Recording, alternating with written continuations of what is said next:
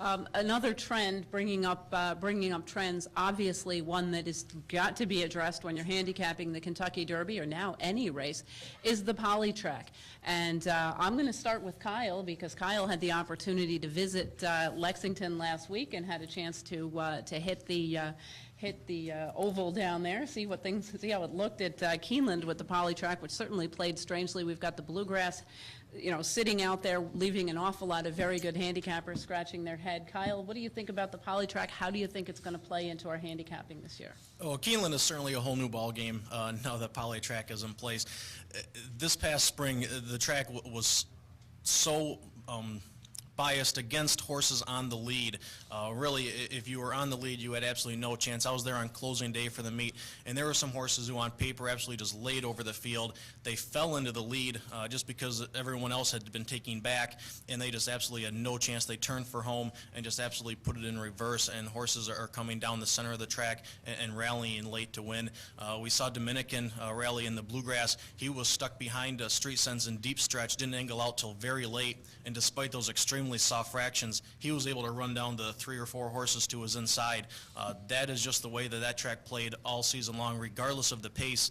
You had to be coming late. And I saw in an interview with Garrett Gomez, he had mentioned that horses that are succeeding on the poly track are the ones that can break alertly and then can absolutely shut it off and just kind of idle until they get to the 3/8 pole and then kick in with a final stretch. And that's really the ones that were winning on the poly track. They're not the ones that can lay down these 12-second furlongs and just kind of grind people out like the Pletcher Barn is known for, and a lot of other speed horses typically run their races.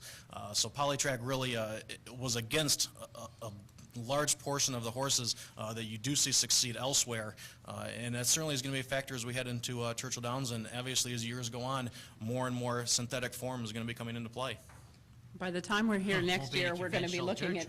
By the time we're here next year, we're going to be looking at all of the Arlington, Santa Anita races. It's all going to be poly track, so we're going to have to start or some version of the synthetics. Any opinion on the synthetics from? Second pet peeve of mine that the racing industry went so fast into the synthetic surfaces. That said, I'm the wrong person to defend poly track, but I'm not as much of a chicken little about the Keeneland surface as a lot of the pundits were right after the bluegrass.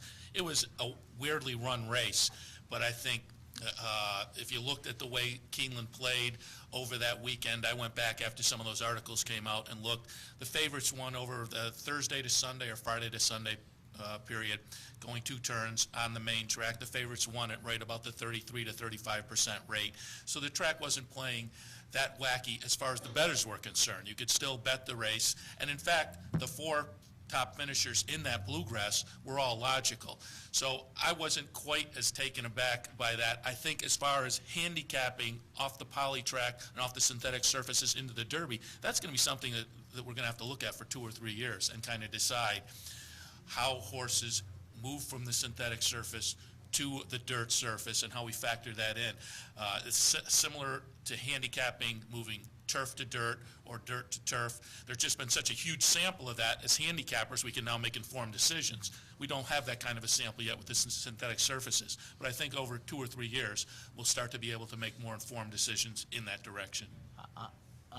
First off, I'm all for the poly track. I think it's going to help the game. It's going to help the bettors a lot. I know that whether it helps the horses, the first inclination was that these horses will get more races over them. The jarring isn't as severe. If you watch races at Hollywood Parks since they've opened up with their artificial surface, it's just like Keeneland. It's not your old Hollywood Park. I can't tell you in the first week how many horses on the front end at Hollywood Park that years ago would be gone all got caught. I don't know if you saw, they got up to $1.5 million carryover. I'm for it because there's always been a bias. I don't care what the surface is conventional. I used to remember they go from Saratoga to Belmont. It is like night and day. The one thing is, though, that I think I can project out is that there is a greater consistency daily to how the poly track performs or the horses perform on it. That's what I'm for, because I think if you're paying attention, especially in New York where we don't have it every day, if you don't think the racetrack superintendent is in charge of the outcomes of races, I don't think that's a fair observation. I think in conventional dirt tracks that the little trucks that go around the track in between the races have an awful lot of power. I don't think that I've seen that occur yet in the poly track. So for me, that gives us, the bettors, a far better shake. We're seeing these, these races with the rain comes and everything. You don't see decimation. You don't see 3 or 4 horse fields they stay in, and that's better too. So I am surprised to learn that I think that the Triple Crown is going to have a poly track much sooner than I thought originally. I thought they would be the last tracks to hold out. I don't think that's going to be a long holdout. And let me just add in, I said I was critical of the way the industry moved. I agree with Anthony, though. Standing back and looking at the way these races have played, I think polytrack is probably going to wind up to be a good thing. The fact that when it rains, the field stays a similar size, the track doesn't become a muddy mess. The field size at Keeneland, field size out at Hollywood has been a good thing for the industry, I think. So overall, I don't have a real objection to it. I just have an objection to the way they move and why that should bother us as racing fans. There are now, I think, 4 companies that make the synthetic surfaces. Santa Anita just sent representatives to Australia to look at a 5th synthetic surface. Well, the industry of racetracks and training tracks, the size doesn't seem to me to be enough to support 5 different companies making these tracks. So now if you have a track out there who picks a company that 2 years down the road goes out of business, and now they have to replace that $10 million track, who's going to pay for that?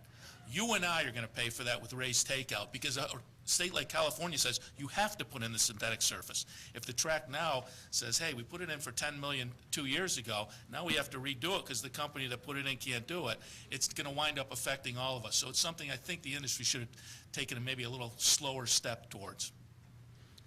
Can't argue with that point either. And I do like the poly track because I think it's a little bit more, consistent.